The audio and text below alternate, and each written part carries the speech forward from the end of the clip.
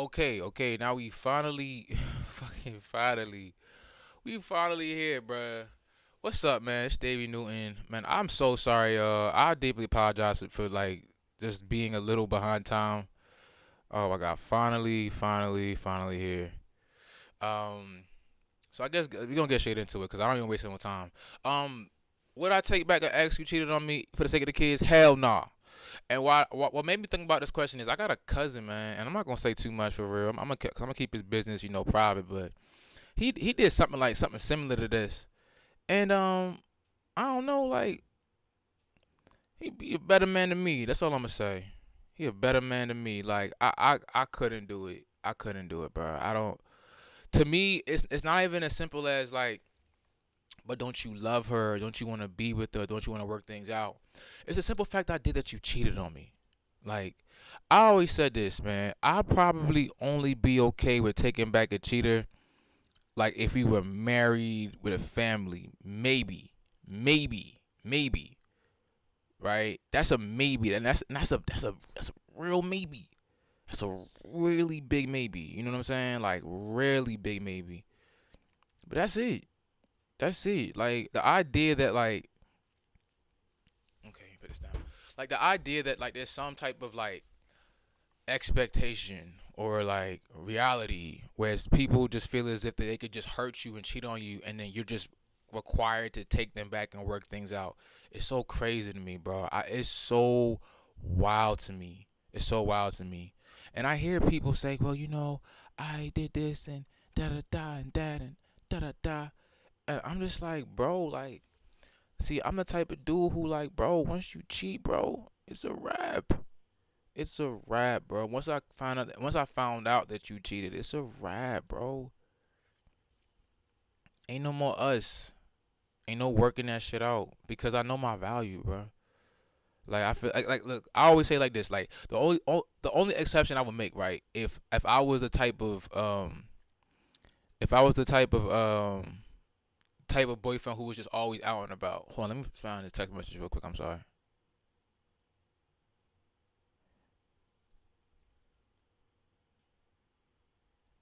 1 second.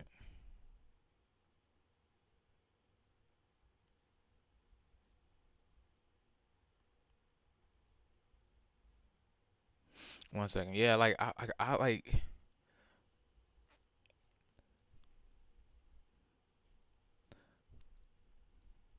like for me it's just that simple, man. It's just that simple.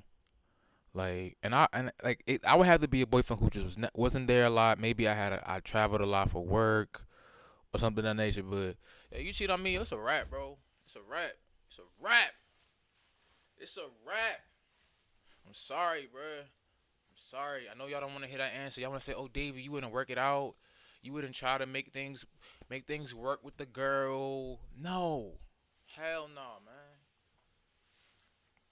Hell no, because you broke my trust. You broke my trust for real. So not only that, but I do got a couple of other things I want to get into too. Another question I had was, is the whole face real or just an excuse? I mean, I think it's just an excuse, bro. To me personally, I think people try to say, "Oh yeah, it's the whole phase," to make them make what they're doing sound like it's a normal thing or valid. Like, bro, like if you wanna be promiscuous, just call it what it is. It's not a whole phase, bro. You're a hoe. Like, like I'm sorry, bro. It's who you are. Like I feel like a lot of people, it's like they want things, but they just don't want the title or the label that things bring. It's like, bro, like if you're going through a whole phase, bro, you're like that's an action that you're doing. I don't think it's a phase. I think that that's just what you're doing personally. That's what I would call it. Like if you're having sex with multiple people, that's exactly what you're doing. It's not a phase. It's not like, oh yeah, I just did it a little bit. No, that's like I don't people like nowadays they try to make everything sound and seem like it's like justifiable. Well, I was, yeah, I might have slept with 15 girls, but I was hurt. Oh, I might have sucked and fucked with X, Y, and Z number dudes and the whole football team, but I was going through my whole phase. No, that's who you are. That's who you are. Embrace it. Embrace it. Cause if you really felt if it was just a phase, right? and you felt as though that was not who you are or who you wanted to be, then why not just call yourself a hoe? What's wrong with being a hoe? You acted like a hoe. Why not just call yourself a hoe? Motherfuckers be they want they gonna act like a hoe, but they don't want the title as a hoe, so they gonna call it a hoe face. Oh, it's just a hoe face. No, bro, you were a hoe, bro. Call it what it is. Third, we got, should the people have as much sex as possible before settling down? I think you should not have as much sex as possible before settling down, but I do think that there's such a thing as it's possible to say like, hey, how I want to say this. Like, I don't think you should have as much sex as possible, but if you feel as if you want sexual experiences that. But the thing about this is like, all right, so I'm trying to think about it like I feel like if you feel the need to have, you know, diverse sexual experiences before you settle down, I guess I understand that shit. But it's like it's the same time though, like I don't know, like as a dude who has like I guess had his fun, I like I don't know. I realized that a lot of my like a lot of my sexual experiences were me trying to fill a void of something that was in my life. And rather than calling it what it was, I just said it was just fun. But it really wasn't fun. Like it really wasn't, you know what I'm saying? It wasn't fun. It wasn't. Like it was, I mean it was fun at the moment, but then, when I really thought about it and looked back, it was like I didn't it was almost as if I didn't even value myself. Like I wasn't I was never like a like for everybody the type dude, but like a part of me realized that like man, like all of these years where I was just like going from one little situationship to another situationship, not having anything serious or locked down. Like I could have been with a partner, I could have been in love, I could have been experiencing something, and that matters the most because it's like, you know, you know, like being single has its ups and downs. Like there's certain periods of singleness where you're thinking to yourself like, oh yeah, I'm happy, I don't got somebody, and I can do whatever I want. But then at times you do feel that like that coldness that comes from being single, like almost like a loneliness where you might even call somebody over and spend time with somebody who you should not be spending time with for the sake of the fact that you have somebody, a warm body in your bed. That part of singleness, that those nights or those times or those feelings, yeah, like those are the times sometimes I wish I had love. You know what I'm saying? I wish I had somebody. I wish I had something, and it's okay. Like I'm a big boy, so it's like I'm not sitting here thinking like, oh my God, woe is me. You know what I'm saying? But at the end of the day, like I can honestly say like there was a part of me during that phase of my life where like I knew I was using the idea of having multiple like sexual partners at the same time or whatever as a mask as to how I actually feel, which was sometimes even alone, sometimes sad, sometimes even depressed. Yeah, yeah, nah. And I think that, I mean, for those people who do it, I mean, hey, to each their own. But like you can't after a certain amount of time being single, like you do kind of have this desire to just have somebody, just to say you have somebody.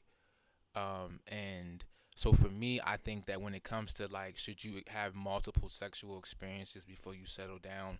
My answer is you should you should do whatever your heart thinks is the right thing or desires. Don't get me wrong, but like don't make the mistake in thinking that you need to have multiple sexual desires. I know a lot of times a lot of men, we kind of have this unspoken code that like, yeah, man, you gotta soil your royal oats, and I mean like you don't have to do that if you don't really need to. I mean, look, if I could choose places between where I'm at right now and the guy who found love in maybe his mid 20s and really had got his partner, his life partner, I'd do that in a heartbeat. Cause I'm 31 and I'm telling you right now, the dating pool got piss in it.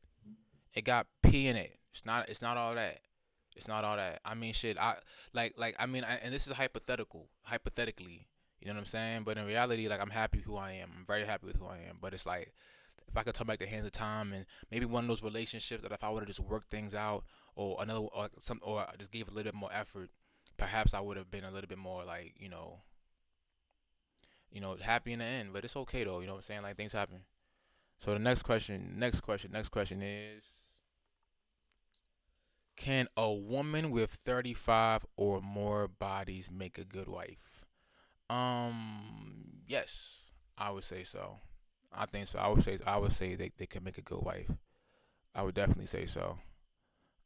Mainly because I feel like I think when I hear the body count argument, I don't really hear, like, I'm hearing things that a lot of men and women use, that are blanket generalizations of people, but it's it's not based in reality, because reality will show you that everybody's different. Everybody has different experiences.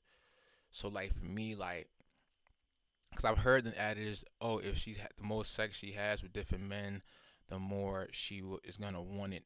So it's like she can't be faithful in a relationship because she's just used to having multiple options now. I'm like, okay. I think another something I heard where it's like, well, a woman who's just been with a lot of guys, she just has a lot of experiences, so it's very hard to impress her. It's very hard so when she dates, she's gonna get bored quickly, because you might be this X, Y, and Z dude, or this type of dude who just does this, but her last boyfriend did a lot for her. So she might be settling with you, but eventually she's gonna like choose up, or find another dude. But then I think about like my own life and just what I've been through and what I experienced, and I think to myself, man, like I had a girlfriend who I think she had like 20 something bodies, like 22, 24 bodies when we were 20 years old. And this woman loved me. She loved me so much. She bought me gifts. She checked on me, man. She wrote me such a sweet card. I remember this little birthday card she had wrote me. She wrote me two birthday cards, and I saved them. I never threw them away, and I still have them. And then I remember the other day I had reread one of them, and as I was rereading it, I was like, "Yo, like." Even like it was like, it kind of like made me. I actually it made me text her just to see how she was doing. I like having cordial relationship with my exes, but they're not in my life though. But I just check in on them every once in a while. But it made me just kind of like think about hit her up, because it was such a sweet and caring message, and a part of me felt as if like, damn, like I really had a good person in my life, and I feel like I took that for granted. I took it for granted, for real. But then the next ex I had after her, she only had, I think, 5 bodies when I met her. I think like 5 bodies, and she cheated, and she had lingering exes. So when you talk about this argument when it comes to body counts, it's like it's not really like based in reality, because it's all dependent. And mind you, both of these women are now married, right? They're both married. So it's like when it comes to the conversation of body count, it's not necessarily the numbers that determines whether it makes a good wife or not, as much as it actually is the person. Like if that person isn't wifey or girlfriend material, she's just not. It doesn't matter if she has 30 bodies or she has two. If she's not wifey girlfriend material, bro, she's just not. Like she's not, bro. Like she's absolutely not. Like if she wants to go out there and cheat on you, bro, she will. Like she doesn't need 20 bodies. Also, she does, like, she could have one body, 2 bodies, and still cheat on you. It's dangerous, man, because a lot of men push this narrative, and I would love for, if somebody was had a real like a real problem with what I was saying, and they wanted to come up here and talk to me, I would love to argue about that. Because as a man, like, I can honestly say, like, bro, like I've really like I've been cheated on before by women who didn't have like 30 bodies or something like that. So it's like a part of me is like, like interesting how I mean, when I hear these arguments, I'm like, yeah, I guess it makes sense for you, but it doesn't make sense for me, because following that logic, I did. I did, and I turned down a woman who would have been an amazing wife to me if I would have like stayed with her, and then I got with a girl who Of course, had the low body counts, and she had the good morals, and she was Christian, all and she cheated. She cheated, man. So it's something to think about. It's definitely something to think about. So the last question I have is, let me see, hold on. Last question I have is, should people hold friends who cheat accountable? Um, all right, look. I'm gonna say yeah. I'm gonna say yes. All right, I'm gonna say yes. I am going to say yes. Yes, you should hold your people accountable if they cheating. I will say yes, with a caveat though. The level of accountability will differ depending on what's at risk. I would never tell my man's girlfriend that he cheating on her. That's sucker shit. Unless he's dating my sister or my cousin, I would never ever tell one of the homies ladies that he's cheating. That's crazy to me. So if you a type of dude who would do something like that, bro, you really need to check yourself. That's not what I mean by accountability. Absolutely not. Absolutely not. But if I know my man's got a good girl, got a child, and I can tell that his maybe sexual appetite is putting him at risk for ruining his family, I'm pulling him to the side. 100%. I'm pulling him to the side. I'm like, bro, like, listen, man, like, I get it, bro, but what are you doing? And you try to say, oh, well, Davey, bro, what are you doing? What are you doing? Let's talk about it. Mr. Arkansas, what's up, brother? You there, man? Your microphone's on mute. I don't know if you wanted to talk or not. Yeah, yeah. I apologize about. Just got in the house. No, no problem, no problem, no problem. So we're gonna treat this like TikTok, man. So I got like 5 questions. So Sure. I'm gonna just shoot them out, and then did you want one?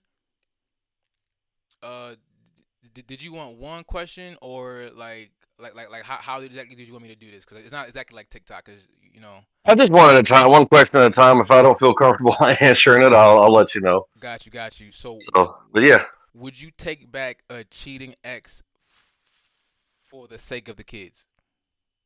well, I've been down that road, Okay. and um, the first time I did, but it really affected me mentally, and in the long run, it wasn't really healthy. I don't think it was healthy for the kids, giving um, how I apologize about this, how toxic that it made me, um, and oh, and so the second time, if it ever happened again, and let's say I had young kids, if I could go back in time, I would say no, because there's a thing about there's something about having a family, being together, two parents in the household, but that's if it can work out. That's if you can actually forgive and move on. But if you can't, then that toxicity is going to leak through, and it's going to affect everything in your family, like it did mine. And so it wasn't.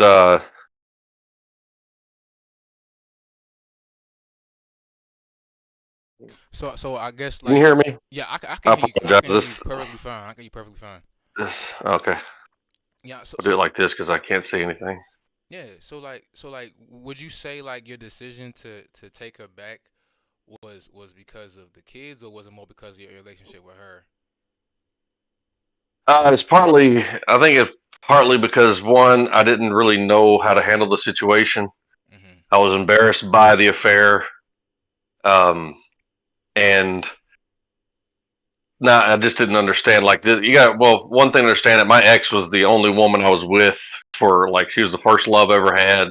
Met when I was 18, so like I had no idea even what an affair looked like. I never had my heart broken. Like all these things occurred at one time, and so I didn't really know how to handle it. And um, but I did think about my kids. You know, I thought that I could move past it. I thought that I could forgive. I thought, and but because I couldn't, I became a very toxic individual. And when I finally filed for divorce years later, my two older kids said y'all needed to be divorced.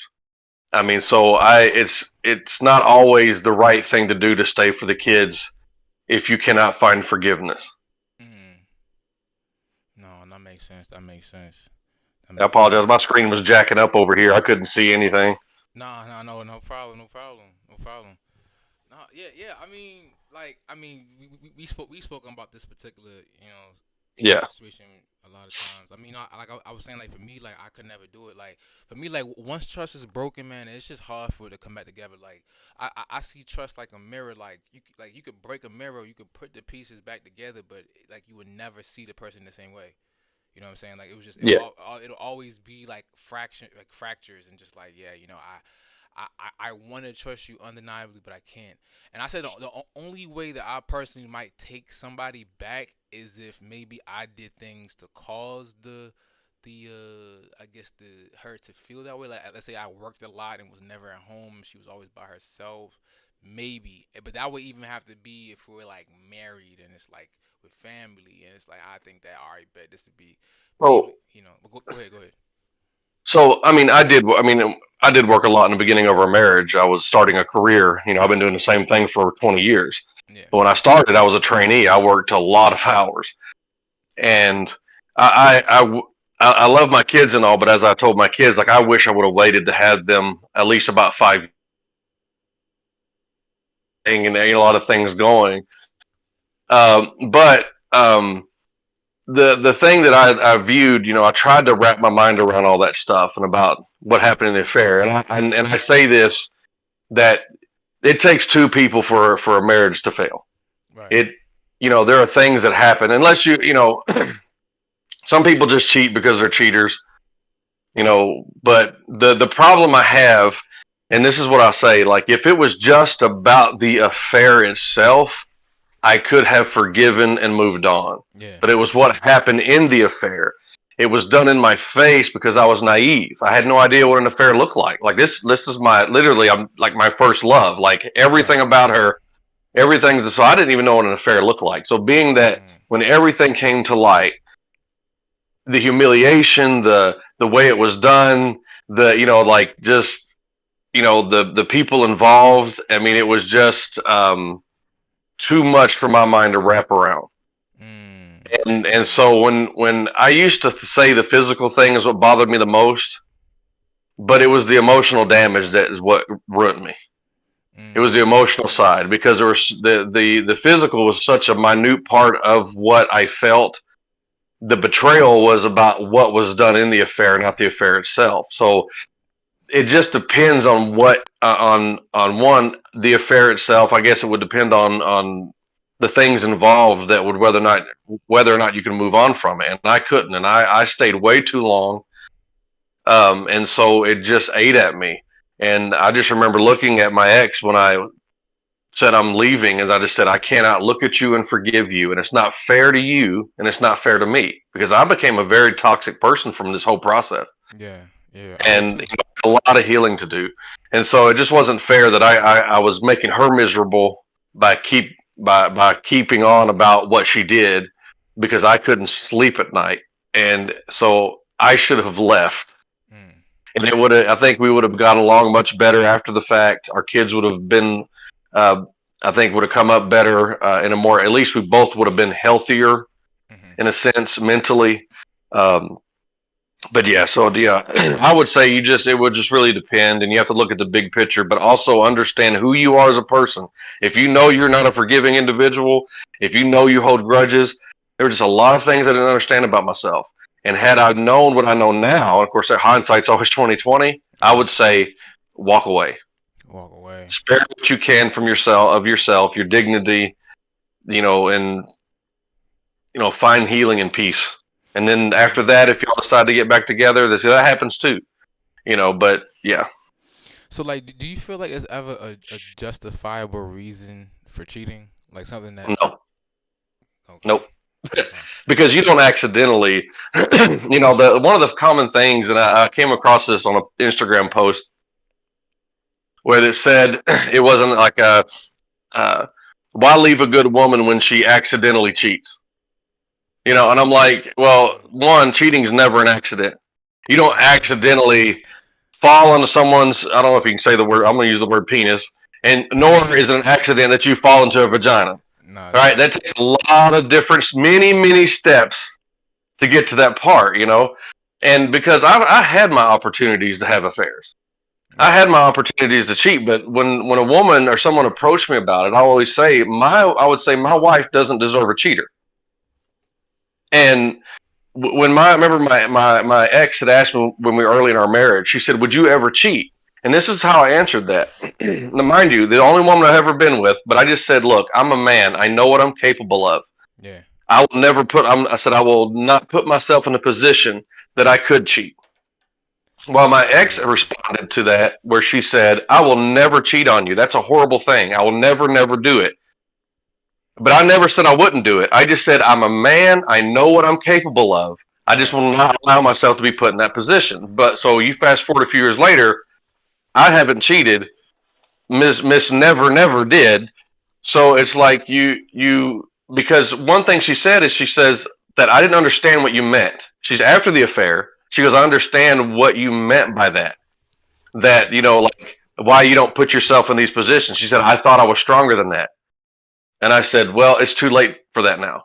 So what? She put herself in the position, you think, or like you think? Yeah, it was a work affair. It was a work affair, and she actually. So I mean, I don't want to get too deep into it, but they kissed first before and then later on they went down the road and had this affair. Like she could have stopped. A lot of things occurred in this. Now, was I the best husband at the time? No, I had lost everything. I was in real estate. Everything. I lost everything I had and had to move back here to Arkansas.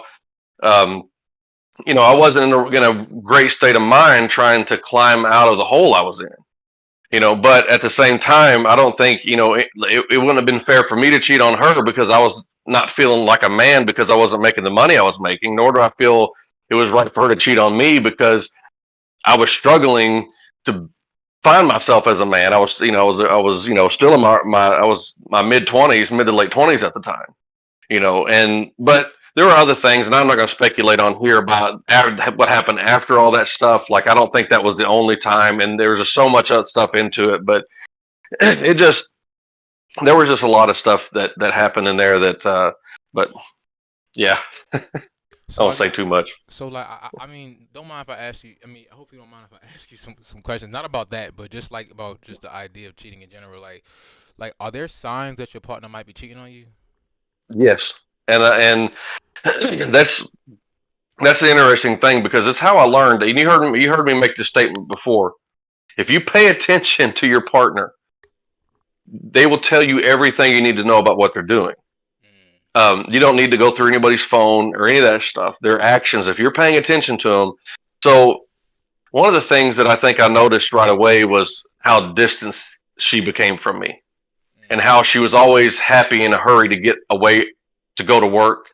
She started dressing up real like she worked in a deli restaurant, but yet she started dressing up, makeup, the whole thing, And then I noticed because now I didn't always wear my wedding ring, but it was a common thing that we both knew. I damaged my wedding ring. I dropped it several like back, so I would not wear it a lot, but it had nothing to do with me cheating. I damaged like I couldn't wear jewelry. I damaged watches. I mhm, damaged rings, but she started taking hers off, and she started saying about why she did it. And it seemed reasonable at the time. But then she started going out to the bars afterwards, hanging out with this person at the bar. wow. And then she started hanging out after work with different people till like 2 o'clock in the morning, saying that she's waiting for them to get their ride home. I'm like, these are grown adults. You only do that for the minors that work there. Right, right, right. But I chose, I questioned at the time. I asked if she was cheating on me. She goes, no, you're just being jealous or whatever. And I chose to believe her. Mm, And so, I made the active choice to believe that she was being honest with me. yeah. My brother had told me, as I called him, he goes, look, man, I'm not going to say that she is or she isn't, but he said, but there's something that checks in your spirit that you just know when something ain't right. And he was absolutely right. If I had gone with my, like there was a moment I actually went to that place and the guy came from around the corner and he walked me along the long way around back to the kitchen area because she was still getting her clothes on. That's how close I came to catching them.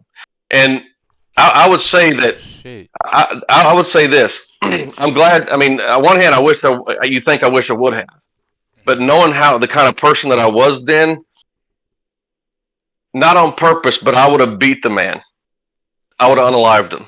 I Mm. mean, because I had such. I mean, I mean, I couldn't even find the guy after I found out about it. Like, but it was like I'm kind of glad I didn't because I'm no longer really. I forgave him because he was, even though he knew she was married, he was married. He's not. He wasn't my wife. Yeah, yeah, yeah, She was. for sure. You know, and so, but yeah, I mean, so it was. But these things ate away at me. And matter of fact, another way that I found out, and it's going to sound odd to everyone, I started having dreams about it, about Wow. who she was with, where it was happening at. It sounds very weird, but I promise you, I had dreams about it because subconsciously, it's like your mind picks up on things. You know things are happening, Yeah, but we don't want to believe them. We ignore red flags, and that's why I'm a big proponent. Right? Don't ignore red flags. If you yeah, see something, probably something's happening.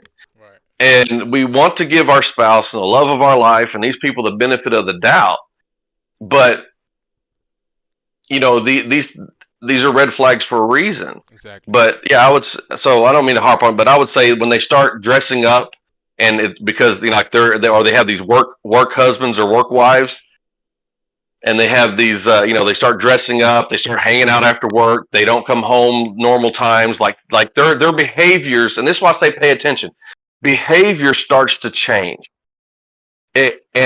No, you can't help it. Like you can't help but have these behavioral changes because when you are going through an affair, it's almost the same. I would assume because I've never really had one. I mean, I did have an emotional affair later on, right before I walked out the door. But when you wind up in these situations, it's like being in love again, right? Like it's exciting, and you have this new rejuvenation about you. You like us men, sometimes we feel young again. Like it can make us feel like we'll start working out even harder, or like there's just things that happen to us when we meet someone we're excited about. Right, right, And so but when you're married, these behaviors are very concerning. right, right, right, for sure. Mike started working out, like she started working out, saying, "I'm just trying to get back in shape." But well, lo and behold, you're having an affair. You're working out, then you find out, oh, you were having an affair at the same time. Damn. So and like again, I say that with saying this, that I wasn't the greatest husband in the world. I wasn't. There were a lot of things Yeah. I look back I could have done better, but at the same time, I had zero relationship experience. This is the first love of my life, and I didn't know how to handle a lot of situations that if I had had my heart broken as a teenager, all these things usually happen to people. Yeah. Then maybe I could have saved myself and spared myself from the mental anguish that I went through over it. So like, but right, and I know the exact feeling what you talking about when you feel like you're being lied to or even gaslit. So like, so like, even when you do like call that person out, like it's to me, I find it difficult to not come off as just paranoid. Especially when you got that gut feeling that like, yeah, like I'm being cheated on, and I want to say something. I know something is throwing me Yeah. off, but it's like a part of me is like I know that like it sounds crazy to say like you said that, yeah, I had a dream about it, or like I just feel it. Like I mean I feel like sometimes women they label that as intuition, but I think it's just a human ability to just know when something's not right. You know what I'm saying? I don't think like it might be partly women's intuition. Don't get me wrong, but I do think that like for me, like I've had feelings where like I just kind of just felt like my partner was being, I don't know if distant is the right word, but like when I was cheated on, it wasn't exactly the way that it happened with you, but it was just like odd behavior, like things that we had established as like, okay, these are non-negotiables, now all of a sudden are negotiable, and it's like I'm not going to go for that. And I don't know, like I feel like what I learned from my situation is like with one, when people show you their true colors, like you definitely gotta believe them. But then two, also like where there's smoke, sometimes there's fire, and it's very important to not like just disregard things or act like it isn't the case. I'm not saying go crazy, but I think you did a good thing. I think bringing it up and asking her straight up was a really good idea because it allowed for her to like have to respond to you.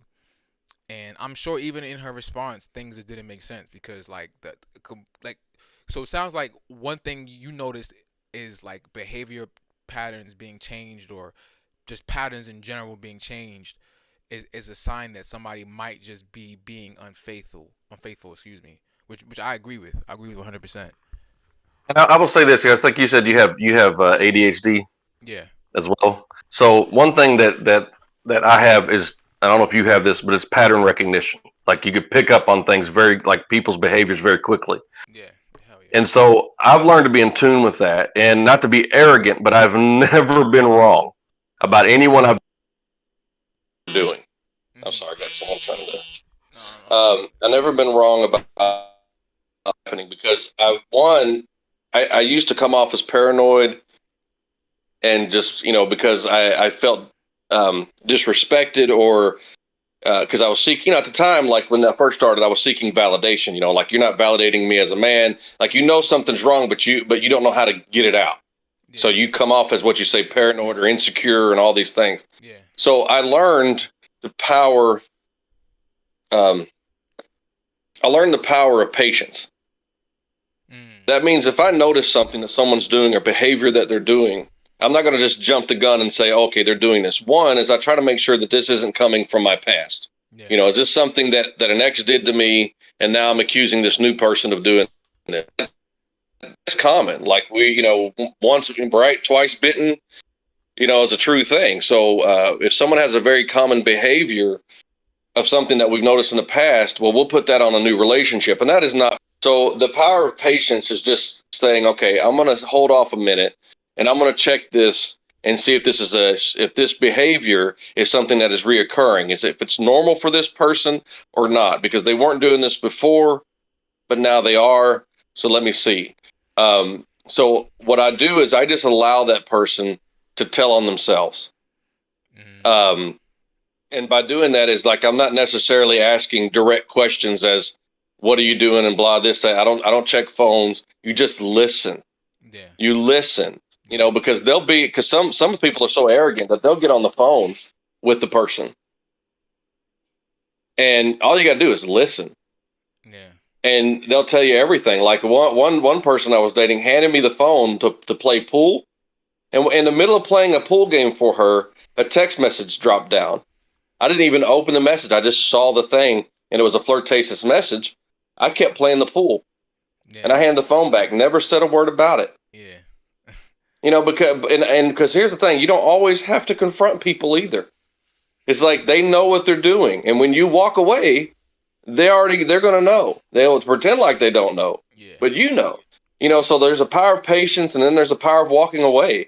Like we don't have to live in the disrespect. We don't have to be we don't have to be we don't have to allow people to cheat on us either, like if that's the case. And I mean, and when people make jokes about being cheated on, like you were cheated on because you weren't good in bed, or you cheated on because your thing's too small, or whatever. I could tell you that I know that's been cheated on.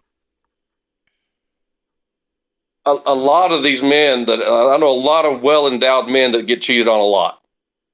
Damn. And so that has that's very little to do with it. I say little. Has very little to do with it. Um, it's because it's more of the action itself. Sometimes it's getting away with something. Sometimes it's just because someone makes you feel special. A lot of these things. But anyways, No, no, no, no. It's yeah. Like I know somebody personally who's been cheated on, and I mean it was just the simple fact that like he just wasn't around. He was in the military, and like you said, they were signs. I mean, like what was crazy was like I had to, even me myself, just being around her before it came to light. I would just be hearing her say certain shit or just have certain conversations. What's up, Justice? And I'll just be thinking to myself, man, I'm like, bro, like, is she is she is she cheating? But like, I mean, you know, you don't want to sound paranoid, nor do you want to be the bearer of bad Hmm. news, man. Like, hey, bro, I think your girlfriend is cheating on you, man. Like, cause sometimes you really just don't know, and it's like you really could be getting yourself into something that you don't really understand, and you know maybe things are taken out of context. But I remember when he had found out, um, it was one of those things that he asked people, and a lot of people told him to just stay in his marriage and work it out. But when he asked me, I was straight up. I said, "Bro, leave her, bro." I mean, he ended up staying and making Yeah. it work out. I mean, I respect him for that as a man. I maybe couldn't have done that, but I think that he also knew that he did some things to contribute to the actual divide that to the point where he was able to forgive. But I don't think I have it in me, man. I don't think I have it in me. Like it would literally have to be me like traveling all over the world and just I'm spending like more time away from home than actually at home in a year.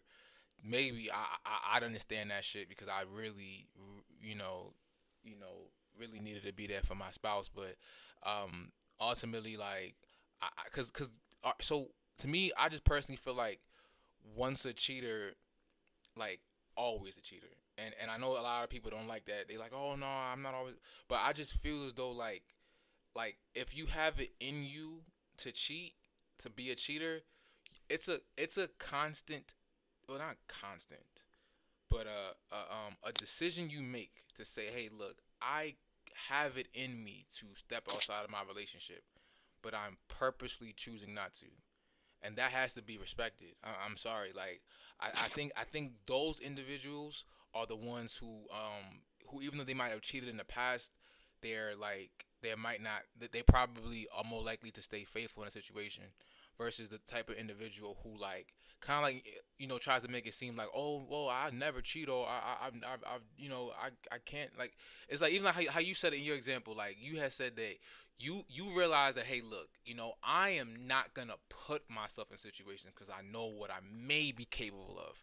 That's responsibility. That's commendable. But the people who think it's, oh yeah, I've never cheated, but I'm not gonna put myself in a situation where I could cheat because I might be, hey, shit, you never know, I might fuck around and do it. But it's the idea that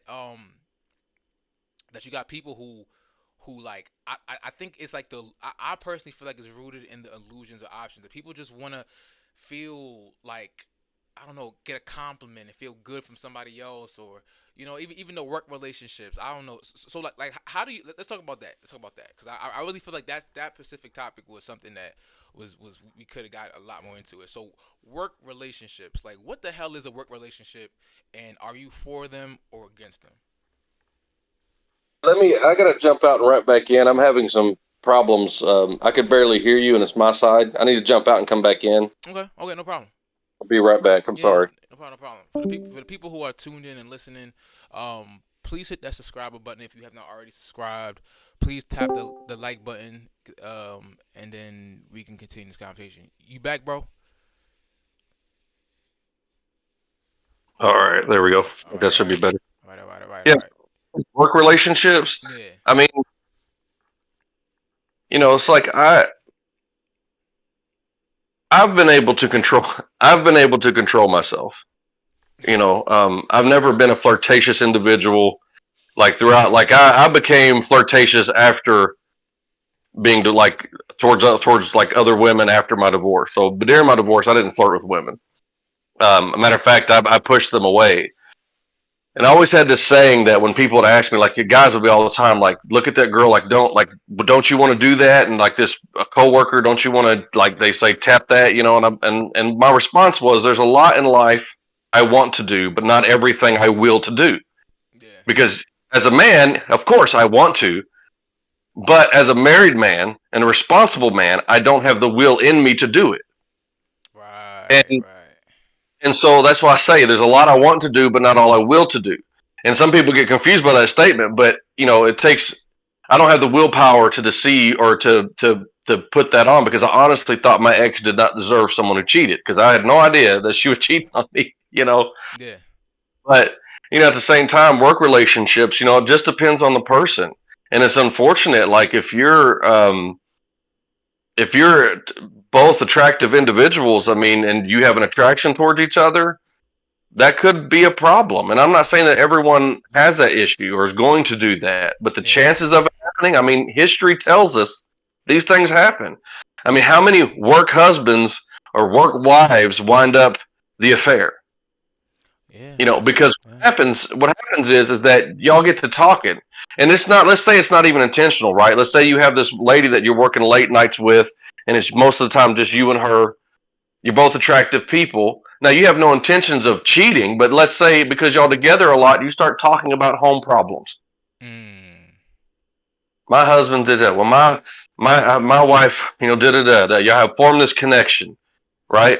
Yeah. Yeah. And then you realize, and then you bond over trauma, or you bond over these moments. I mean, it's almost inevitable. Yeah. And it really is how you said one of those things where like you might build a friendship with this person with all intentions of it being platonic, and the person gives you the illusion that they're also interested in building this relationship as a platonic one. And then you being in that relationship, they like when you begin to be vulnerable with this person and tell them about like maybe certain issues, then they found ways to take that and like manipulate it in their favor. Now that he knows that okay, they're having some problems, or she's having some problems at home, or he's having some problems at home. Now I can turn this platonic situation into more of a like direct. So before it was like subtle flirting that was on that was work appropriate, but now it's more so like, hey, let's go out and get drinks, let's spend some time, let's talk about it, and they like because I think the thing is it's not necessarily like the idea that that person was weak and just made a stupid mistake. I think it's the consistency and the amount of time you spend with somebody. You know what I mean? And you start to like start to think to yourself like, you know, hey, I trust this person. We're friends. I've this is an opportunity for me to get to know somebody without having to go out in the dating world or whatever. And when that person sees you're vulnerable and at the state of weakness, then he can take that as an opportunity to then strike, or she could take that as an opportunity to then strike. So I think it's dangerous. I think it's dangerous. Like I don't think I've only had like one like work, I guess, wife or relationship. I don't know what to call it. And I mean we both were single though, so it was like little stuff here and there. But we would like when we were at work, we would act like it wasn't nothing. Hold on. Sorry. We would act like it wasn't nothing, but then when we would actually like when work when we would clock out, it'd be like, yeah, like you feel me, like you coming over later, and like I think that's the part about it that is like I don't know. My wife couldn't have any work husbands. I don't want any work wives, like, cause it like you're gonna end up fucking them. Like at least in my opinion, like it's just It's like, but then again, why don't you trust her? I mean, that's the question. Don't you trust her, Davey? You married her. I I trust mean, and that puts you in a bind. I, I mean, because what are you going to say? yeah. Like I trust you, but I think that it's only human that when you're at a time Here's the point. of like You said the right thing. yeah. I trust you, but it's only human that when you are at a moment of being vulnerable, that could be used against you. So I'm understanding that it's still your like of course like this is me talking to somebody who hasn't cheated but just has a work husband or a close friend at work that's a guy, right? I understand that okay, like right now everything is cool. I can't blame you, but that other person could definitely have ulterior motives. Like he was just waiting for his opportunity. And the closer that y'all get, the more you are going to share with him about what's going on with you at home with your husband or your actual girlfriend or actual boyfriend, whatever it might be, and that's why it's dangerous. Because people talk, like I mean, like like a lot of times with my coworkers, when we like especially with my women coworkers, we get to a point where like we're sharing like personal details respectfully about each other, saying like, yeah, so how how's your relationship going, like what's going on with that, and then you start hearing problems. I mean, it even happens, in my day-to-day life with friends. Like, hey, how's your relationship? Oh, he's just not doing it, da da da, doing the right way. I'm just sad and upset. And if that person really wants you, they're gonna play the long game. They're gonna, you know what I'm saying? It's like venom. They're gonna bite you, not to get you right now, but to get you like weeks and months later. You know what I'm saying? When it's like, damn, the venom seeped in, and now like you really are looking for something else, not because you want to leave your relationship, but because you just hurt and you want to Plant the seeds. They this plant the seeds and let them grow. exactly. But see, Yeah. my ex, like when we were married, she asked me. She goes, "Well, you know, I know that you talk bad about me to your coworkers." And I looked right at her and I said, "My coworkers never knew any problem we ever had in this home." I said, "If you go ask any of my coworkers, what did Luke say about his wife?" Because I said, "You want to know why these women didn't try to jump my bones all the time?" I said, "Because you know who they couldn't compete with? My wife. Yeah. They Yeah. couldn't. They would literally say that. They would tell me, 'Man, you got a good wife. All you do is talk good about her.'" Yeah, because they had no business knowing her downsides because it was our business, not anyone else's. I mean, to them, she was the greatest woman that I ever met in my life. Right. All right. I talk nothing but good things about her, and then I guess the biggest betrayal of all is that, and I told her, I said, I couldn't get that in return. You know, Yeah. you didn't protect me. I protected you, but you couldn't protect me. Like you shared our vulnerable moments with someone else. I said, there's no one that I work with that ever knew that any argument we ever had, to them, you were the greatest wife any man could ever find. That's when because even her brother idolized our marriage. Yeah. Like people idolized it. They had no idea the problem because it's like but the moment that she started to allow those daggers to be thrown, and this man saw a weakness. Like he said, "Oh, he's not as good a guy as what she let on to be." Or he's got problems. I can use this, because now the daggers are thrown. I'm wounded in this guy's eyes now, so Mm-hmm. he's prey. I mean, he's another wolf, coming Yeah. into Yeah. my territory. Yeah. And so that's why if you're married out there, don't even share your marriage problems with your parents, because the thing is that you will forgive your partner, but your parents won't forgive them, your Yeah. best friend won't forgive them.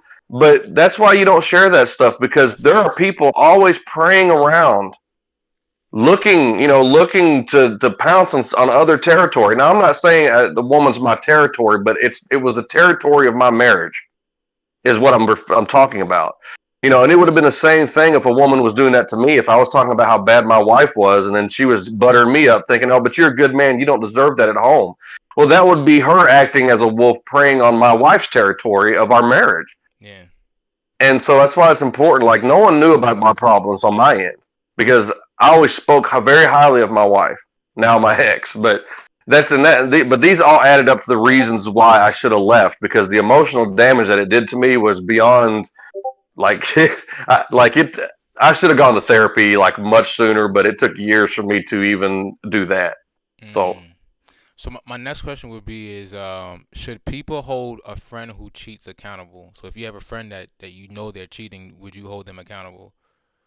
this comes up because you find that women are more apt to tell on a man, like, "Oh, I know he's cheating," than it is for men to say something about a cheating. Like, men don't talk as much as women talk about cheating.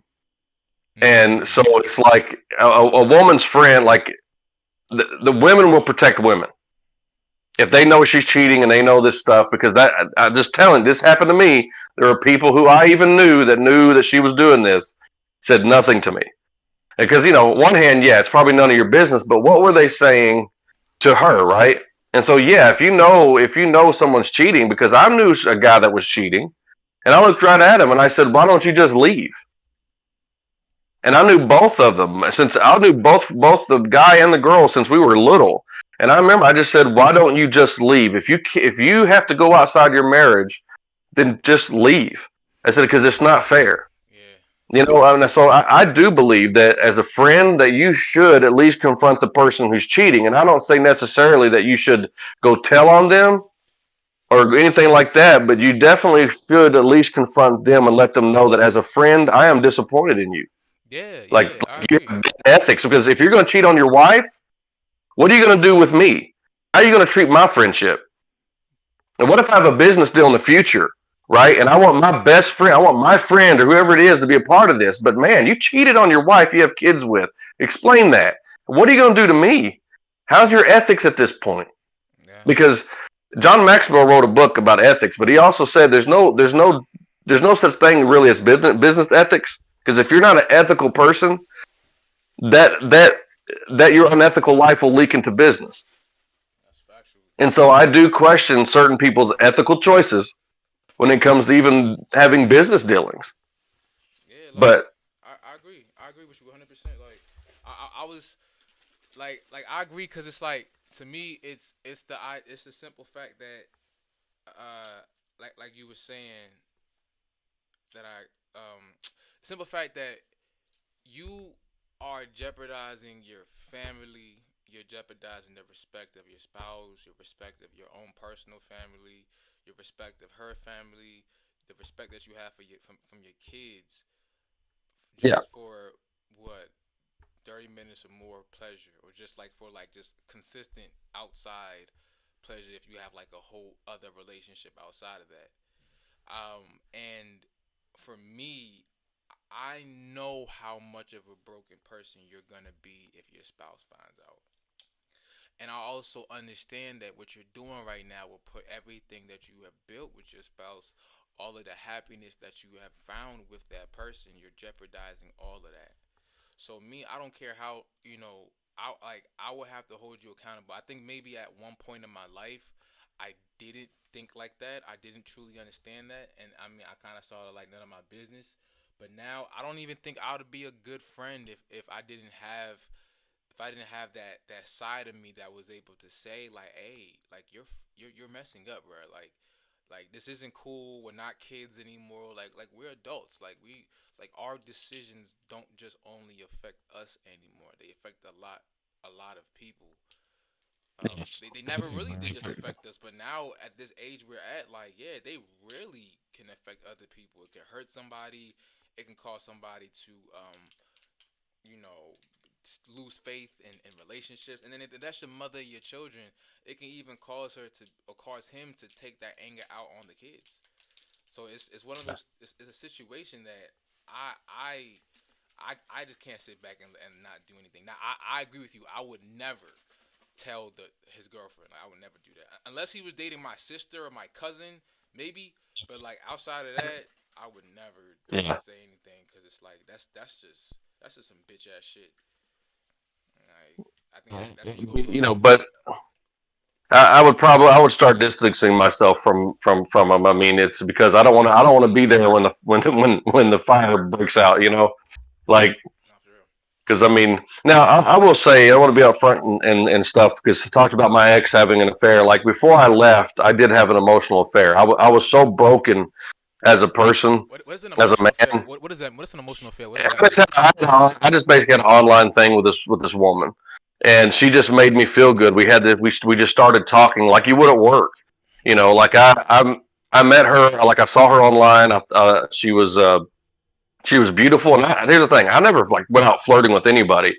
And I just saw her, and I DM'd her. I was like, and I was drinking. I had tequila in my system, and it's not an excuse because I don't black out when I drink. I still always know what I'm doing. I just have no filters. But I went on there and I said, "Hey, you're beautiful." We started talking, started flirting a little bit, and then the next day, I actually went back to her DMs and I apologized. And I said, "I just want you to know I'm sorry. I'm married, and I shouldn't have done that. I'm just really broken." And so I said, "But I said you just made me feel really good about myself." Yeah. And so she started asking me why. Like she goes, you're the first. She goes, you're the first person that's ever came back and apologized and told me they were married. Like she goes, I usually found out a guy's married the hard way, you know. And I explained why I did it, you know. And so we got in this conversation, and she was just explaining some things that women think about in affairs or what happens in these places like that, you know. Because there, I was, I mean, I was, I don't want to really get into how I was feeling about myself, but you know, I would say that it was, I couldn't even look at myself. That's how broken I was. So And this woman that I was having this emotional affair with is the reason that I was able to look at myself in the mirror and be okay with me. And it, you know, but I was already deciding in my head to leave. I wasn't leaving my ex for this girl. She lived way too far away, but I was doing it for my own mental health because I realized, and this is what I told myself, if I'm willing to have an emotional affair, because we got to talking and we got to doing things, you know, online, you know, and stuff. So I always said to myself, if I'm willing to do this now after 20 years, then I'm going to cheat on her. mm, But I don't want to cheat. I'm just going to leave. And so I left, and I don't regret leaving. yeah, Um, but I saw the future, and I didn't want to be a cheater nor a cheater for revenge. You know, I was just so broken that I just said I've got to go out and find some healing for me. So I don't want to look at it and go my ex this. You know, I became a very toxic individual. I blamed her for a lot of things and held grudges for these affairs and stuff like that. It made me a very ugly person yeah, yeah, and yeah. a very angry man. So I left not just because of her affair, but because of what I allowed it to do to me. Mm, And you know, so that's why I always tell people that unless you're really strong up here, yeah, leave, yeah. No, no. leave. This has definitely been an amazing conversation. So I guess after you the whole situation, because it's interesting how it kind of segues into my next question. Like, do you believe in what they call a whole phase, or do you think that's just an excuse? I mean, you know, my intent, and I've told you this before. My intent when I got divorced was because I never had a phase. You Mm-hmm. know, I was, you know, like I said, my ex was the first woman I was ever with. I was 18 years old. You know, I was a virgin until I was 18. Never had a whole phase. My intent was to be an F boy. You know, I mean, I sort of had to look for it and all this stuff, but I'm a deeply hopeless romantic individual.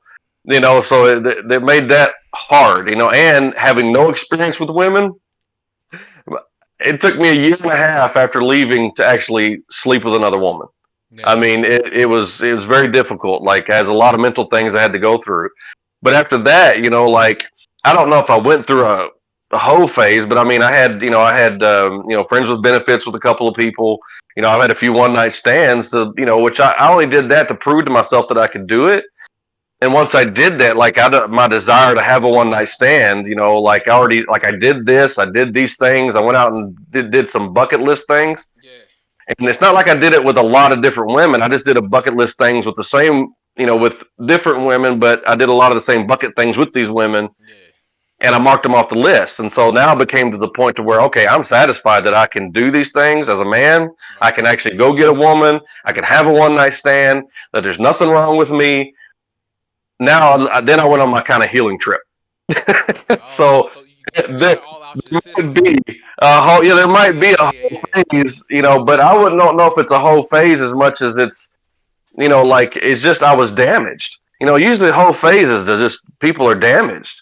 You Yeah. know, you're afraid of connections. You're afraid of being hurt. You're afraid of, you know, there's a lot of things that you fear. That's why, like, you don't form connections. You just having sex. And as fun as sex is, I mean, because it is, and as cool as it is, like a guy to be like, yeah, man, I did this out in the parking lot over here. I did this over here. Like I had this one night, you know, blah blah blah. I'm at the point now where I actually been looking for, like, I'm getting ready that I want to be in a relationship again Yeah. because I'd rather have that connection. I'd rather, like, I want somebody to hold at night, you know, like, Yeah. and have this, you know, watch TV with, because not everything's about sex. It, You know, I want to be stimulated absolutely, intellectually. You know what I absolutely. mean? Yeah, absolutely, absolutely. So, And that's the part about singleness that people they like it's okay, right? It's absolutely okay to find yourself in the point where you just got out of a relationship and you're not ready to go into another one, right? So I guess it's like you're just okay with just not being in a relationship. That's absolutely fine. But what you do with that time is so important because I personally think that you got two options. You either go through the healing process where you just take time off of dating, you learn yourself again, maybe even learn how to love yourself, improve on things that you notice that some of even your own red flags that was made aware to you in the relationship, and better yourself for yourself. Or you could choose to be a hoe. And I think that when you choose to be a hoe, it's like a form of escapism where you're not trying to take the time and really just be alone. Be alone and just grow in your singleness and alone, which is what you need. You don't need somebody else in your ear telling you that certain things that are a problem on a problem, and certain things that are you're good at, you're not good at. Like, cause people, because like dating is dating, because dating comes with a certain sense of vulnerability. You will have people who will try to tell you about yourself, and I think that rather than doing that, healing is more important. Now I understand though, like that's why I say, like, I personally think that calling it the whole phase is just an excuse. Like, you wanted to go out and have purposeless sex with people, just call it what it is. Don't call it a phase. It's what you did. 'Cause when you try to like trivialize it, you make it seem like what you did wasn't wrong. Like I know some people who've had like 7 or 8 whole phases. At some point in time, you're a hoe. Like, you know what I'm saying? Like you can't just keep on jumping back and forth between like you can. I'm not saying you can't do it, but when you don't, I'm the type of person who, like, I like calling a spade. And if I know that, hey, look, man, I know that she hurt me, but I'm out here just like running through women. Like, I can't just say, oh yeah, I just need to get it out my system alone. I mean, yes, I do, but a part of me wanted to do this because this is also a part of me as well. That's my point of view of it. I don't. So I'm not judging people for doing those actions. Yeah. The reason is because when I came through everything I came through, I view people as broken. Like, people are broken and they make broken decisions. Yeah. And me, I was afraid. The reason why I didn't want to be in another relationship, because I tried one shortly after my divorce. Like, um, we were on and off for about a year. I say shortly after, but the first lady I actually dated, I just dumped my brokenness all out on this woman, Mm. and it wasn't fair. And I was so afraid of doing that to somebody else. And I did it to a few people after that while I was trying to control it, like, just learning how to find peace and how to control my anger and all these things. Um, but I was afraid of having a relationship because I would just tell myself I'm just going to ruin it anyways. I Mm. mean, so there was a fear that I had, but yet I still have these needs. I still want some kind of connection. So I had, friends with benefits, or I had, some form of interaction with the opposite sex. And, so I mean, but it had to do with me being broken and me being afraid because I didn't want to hurt anybody. And so that's why I say I was very upfront with my intentions. Like, if someone asks me, "Are you looking for a relationship?" No. They say, "Well, what do you want?" Like, we can go on a date tonight, but eventually I'm gonna want sex. Yeah. So if you don't want sex, if you don't want this, then don't go on a date with me, because I'm telling you right now, if you decide to go on a date with me and you change your mind, it's not my fault, because I'm Yeah. telling you what I want. Yeah. Yeah. You know. So I was very upfront. Right. But at the same time, after I got through all that, whether you want to call it a phase or just, I learned, I learned that I was broken. I started working on healing me, and once I started healing that side of me, those things, I no longer had those same desires, Mm. and so now I'm after something deeper. Let me tell you, I'm the I like keeping it straight up. I don't like running no Yeah, I don't games. like this. I don't like making it Yeah, seem like, oh yeah, I'm here for love and I'm just trying to fuck. Like, I like being straight up and honest. Can't lie. I I will think, say. yeah, I Well, I will can't. say one thing. I had a friends with benefits situation, and this lady literally told me. She said, uh, we were sitting there, we're at my place sitting down. She says, "You know what I like about you?" She said, "Is you're honest." She goes, "You're not trying to get me to fall in love with you." Said, you're very honest about what you want here. And she goes, you know how much I appreciate that? Because she said, I can actually have an honest conversation with you and feel safe Yeah. because I know what you're after. And she goes, and you know, of course we did form a friendship, but that was it. And but she always appreciated the fact that I kept it that way, that I didn't try to break her heart, that I wasn't Yeah. after to destroy her. So to anyone listening, like honesty is the best policy, even if you miss out on getting some. I mean, you know, karma will reward you down the road. I promise you. I mean, Yeah. Yeah. Yeah. Yeah. Yeah. You don't be absolutely a Val person. Don't be a abs- Val person. absolutely right because like I think the problem with the dating game, or one of the problems with the dating game now, is you have broken people making more broken people, and I don't want to contribute to anybody's brokenness. I don't want to be the villain in somebody's story. You know what I mean? Like, I don't want to be that. I'm, I don't want to be I've that. been the villain by accident, and I don't want to make anyone feel that way again. Shit by I accident. mean, Damn, what happened? I met with my anger issues. Like I would just dump my Oh brokenness yeah. out on them. You know, like they would trigger me because of my past, not something that they did, but they triggered my past, and I just think they did something, and I would just go off and hurt their feelings. You know, I'd say all kind of crap that wasn't true, call them names.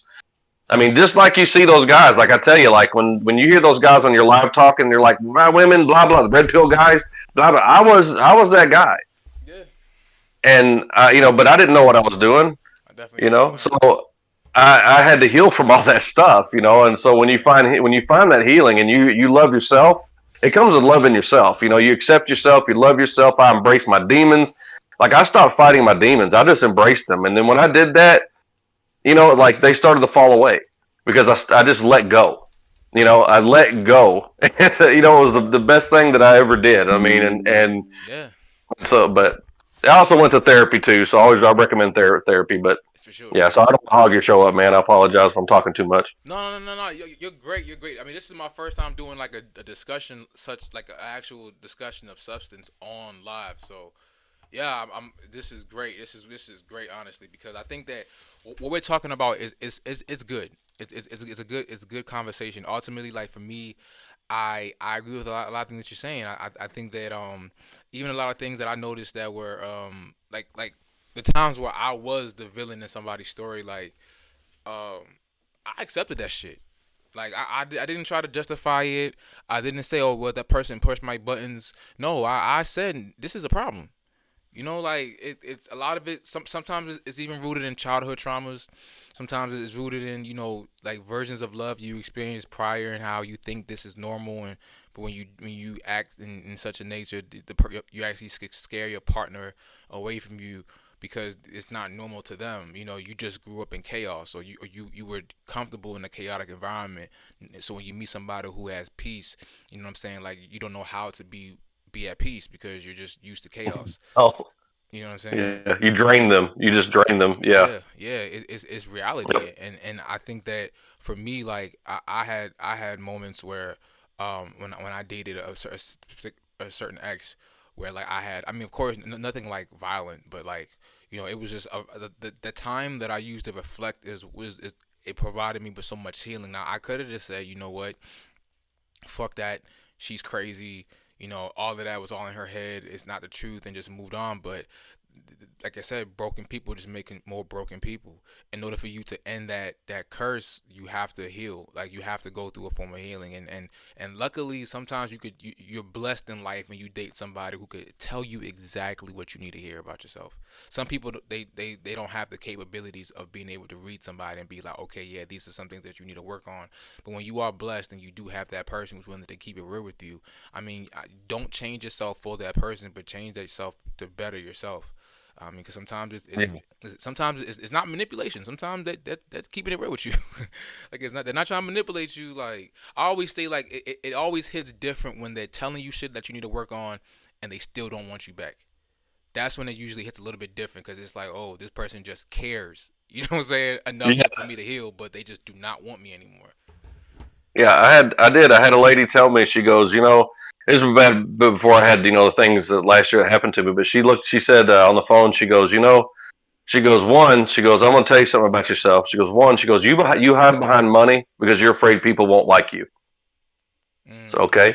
She goes, 2, you're controlling. Now, the controlling part is very strange to me because I don't tell people, like, I don't go around telling people what to do. I said, I've never told you what to do, what to wear, what to Yeah. do. And she goes, no, but your reaction to things controls how I'm going to respond or what I say because I don't know how you're going to act.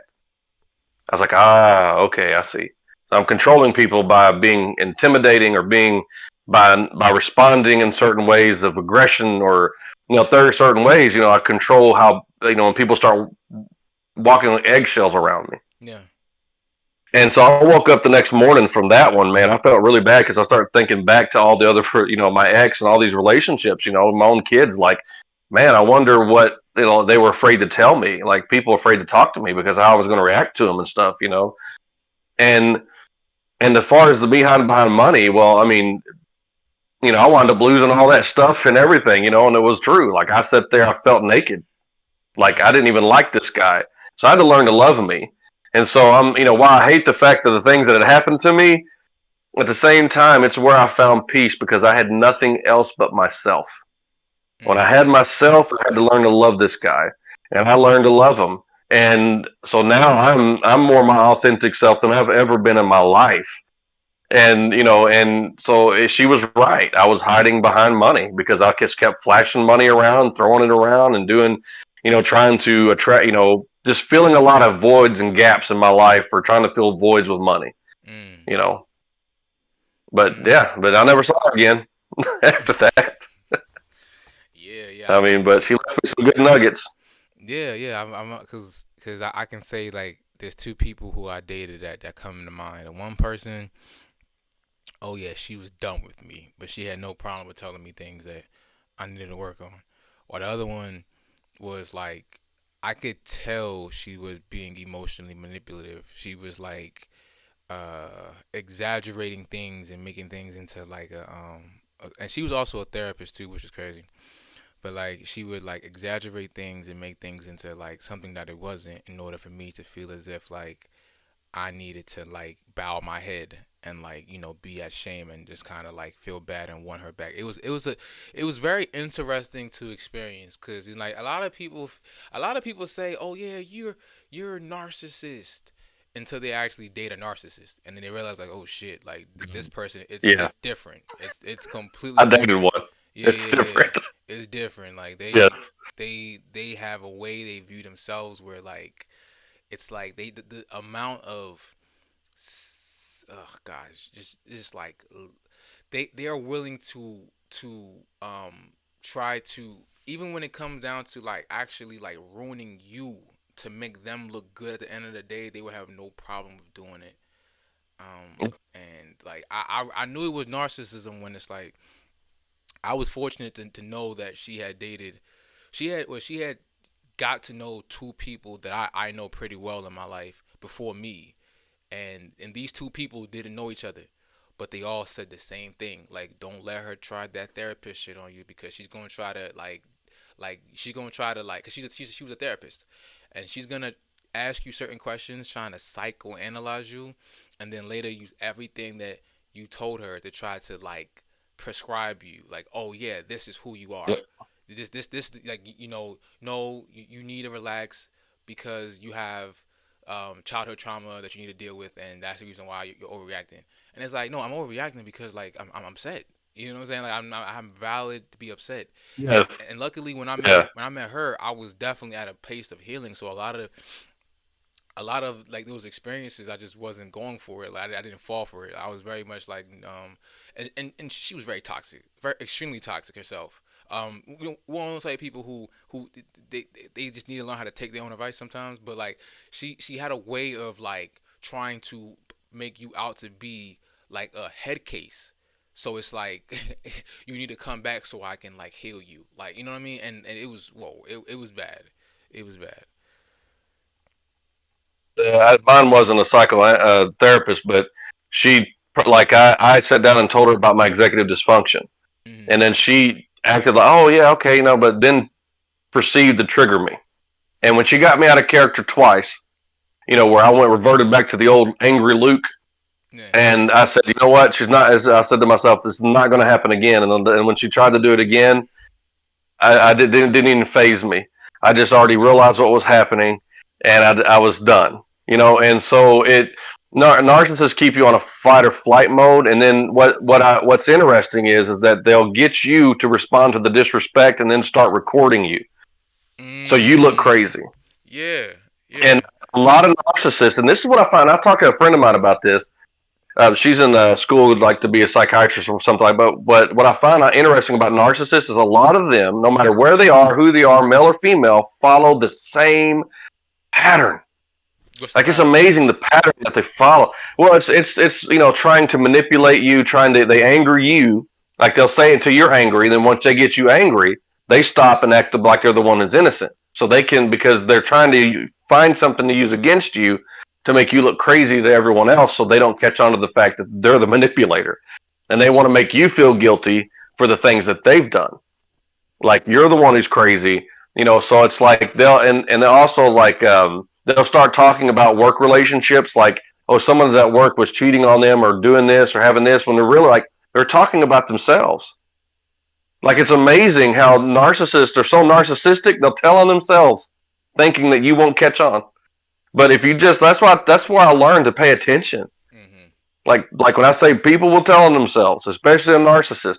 Then one thing, if you got anyone's listening, like, I have ADHD, I have executive dysfunction, which is ADHD, and if you really have ADHD, if you're trying to play a mental game with a person who has ADHD, once we catch on, because I had an option. I either could have stayed and manipulated her back, and I would have made her feel crazy, or I walked away and kept my peace. I chose to keep my peace because once I learned her pattern of behavior and what she was trying to do to me, the ball was in my court after that. Mm. But I chose peace. I chose to walk away. Which is, I wind up with, I told you about the whole court thing and everything like that. Like, she was really tried hard. I got dismissed twice. Because I have proof. I have everything. And but yeah, she stalked me and followed me, and did things that she wasn't supposed to be doing. And so, like, I'll never want to be with a like, I can identify narcissists now. Yeah. Yeah. So, I feel like anyways, once you date, once you, and I mean, I feel like I mean, to me personally, I think there's a little bit of narcissistic traits in most people. Like, I can't just say that there are. it's no, like, I'm perfect here, but I think Yeah, once you experience like a real narcissist, like, it's like you, like, once you get to know them, you start to realize that a lot of people in their life really don't know them. Like, it's like I don't. y'all don't know who this person really is. Like, I remember, 'cause I would say I've dated two. I want to say I've dated two, mainly because I think at the time I just didn't, I don't know, like, I just had like if she was beautiful, like, I was falling for it. But then, like, I'm a lot more wiser now in my life. But I think, like, when the first one I kind of came across, her mother, her friends, everybody saw her as this perfect angel. But some people kind of, like, her sister knew her, and that's why her sister and her bumped heads. But the biggest difference between her and her sister was her sister, like, wore her shit while she masked and hid her shit. And it was one of those, like, once I got to know her, it was shit like this. She would tell, she had told me that when we had first started dating, that she had what is called, like, she said she has lingering exes. And I had said, like, yeah, that's a no go. That's not happening. Oh my That's god. not happening. That's not happening. And Yes. and she said, okay, yeah, you're right. It's not gonna happen. Yeah, I understand. Da da da. Like Oh, what most men most people would have a problem with. And then yes. like, it was little signs where I would, like, she was like, she doesn't believe in loyalty. And when she said that shit, it was around the time where Chris Brown dropped the song "These Hoes Ain't Loyal," whatever, whatever. And she was like, she doesn't believe in loyalty. And to me, it did sound like it was rooted in trauma. Maybe she just used to people kind of, like, leaving her. I think she said that her mother had brought a lot of guys around her, and nothing ever worked. and how like she even been through some SA from one of these guys or something like that. I'm not exactly sure. She explained to me the situation, but when but as I got to know her, it became obvious that she was just a liar. Like and that's why a lot of people around her thought she was an angel because she lied. Like and she kept the. Else. You said what? She was something different to everyone else. Like she Exactly. was a certain person of this group of people. So, but she kept you at a distance, Yeah. so y'all couldn't talk. Right. Triangulation. Right.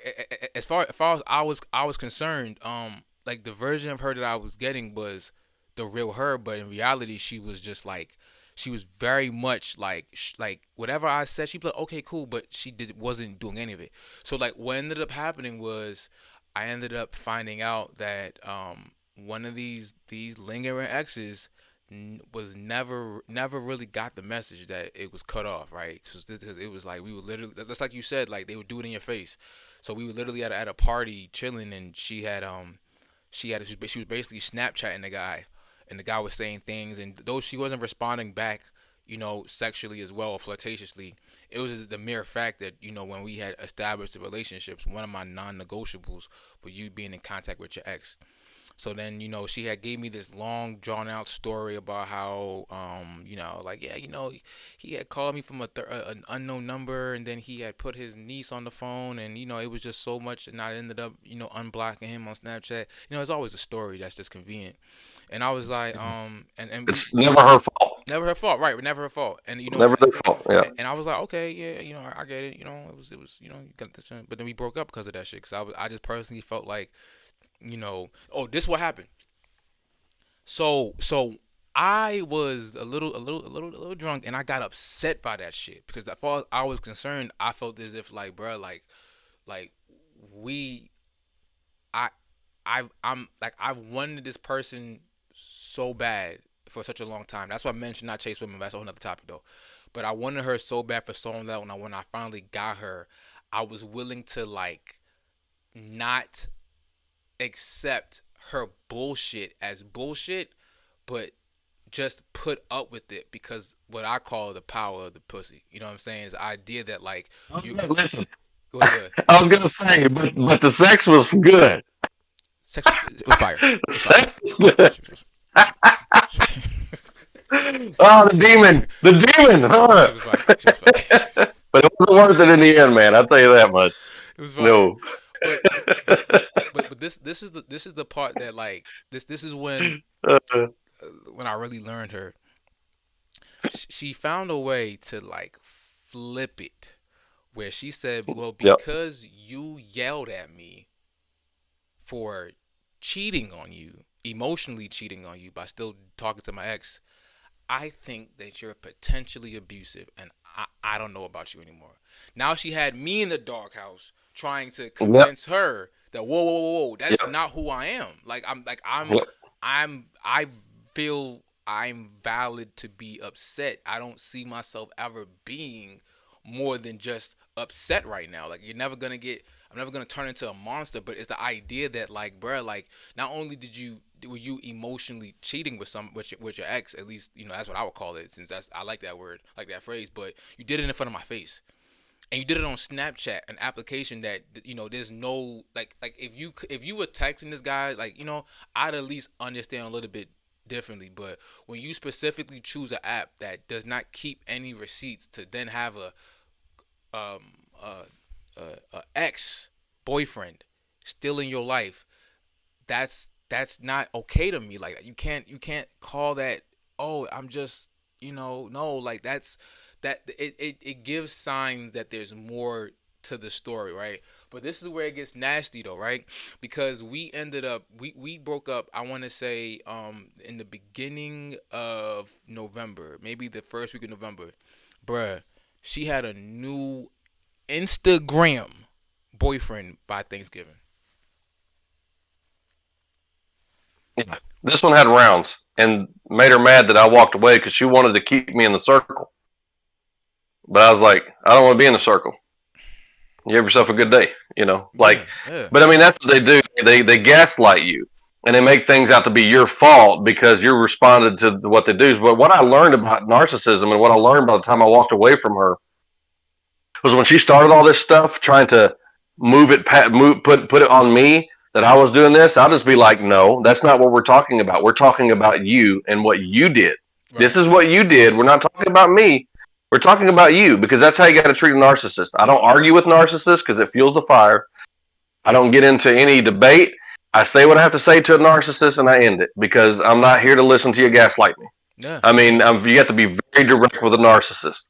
Very I don't play much. their games. Very much. Very much. Anyways, I'm gonna have to go, man. I apologize. I don't want to cut you off, No, no, no, no, no. It's but cool. It's cool. It's cool. I appreciate the conversation, oh honestly. man, All right, I'll bro. see you later. All Thanks right, for bro. letting me talk. All right, no problem, no problem. But yeah, like so exactly that. Like when it comes to even in the situation I was in or I found myself in, like it was a simple fact that like she had a new boyfriend. I want to say by like the week before Thanksgiving, she was posting a new Mail Crush Monday, and then she spent Christmas with that dude. And the whole time I'm seeing all of this happen, and I'm saying it to myself like, yo, where did this like where did he come from? Like I could understand if like 3 or 4 months later you found yourself in a new relationship. 100% people move on. But the quickness you moved on only led me to believe that this individual was somebody that was always around during our relationship. So interested in being in relationships with people, having the benefits of being in relationships, but not believing in exclusivity or loyalty to that person I personally feel like is a tall tale sign of narcissistic behavior. Narcissism itself is just such a love for yourself where it's almost toxic. So like you love yourself so much that you are willing to hurt somebody as long as at the end of the day you're not hurt. I mean, if you ask me, fellas and ladies, I think this is somebody who just shouldn't have been dating.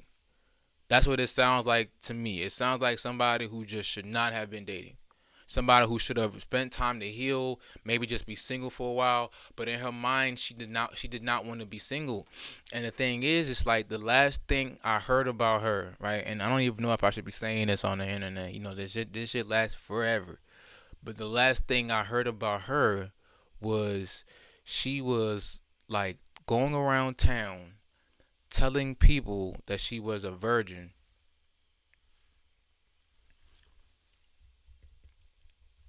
That's it. So imagine putting yourself like like hey, listen, if you're a virgin, you're a virgin, right? But the idea that you thought that, hey, I can completely change who I am and what I stand for and what I've actually done, and be amongst a group of people who actually have done this in order for me to attract a different type of partner, because it's the idea that that you got some men out there who are not interested in taking a woman's V card or whatever you want to call it, but it's the idea that, hey, look, I'm going to lie to this type of individual in order for him to find me attractive enough to take serious. And that's when I heard that, all I could do was shake my head and laugh and laugh. And it was one of my homies who knew, who ended up, he's one of my homies, but he didn't know that that was my ex. They ended up meeting later on in life. And when I told him this, like even he was kind of like, I could tell when he was listening to me, like he didn't want to believe what I was saying, for the main purpose that he was like, bro, but like this this this person that you're talking about, like, Davey, are you sure we're talking about the same person? I'm like, no, I'm absolutely 100% positive we're talking about the same person.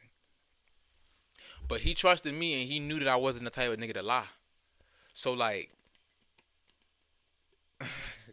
all he could really do is just be like, yo, like this is a nigga that I've known for like 10 years plus telling me something that somebody that I thought was one way turned out is she's something completely different. That's the narcissist for you.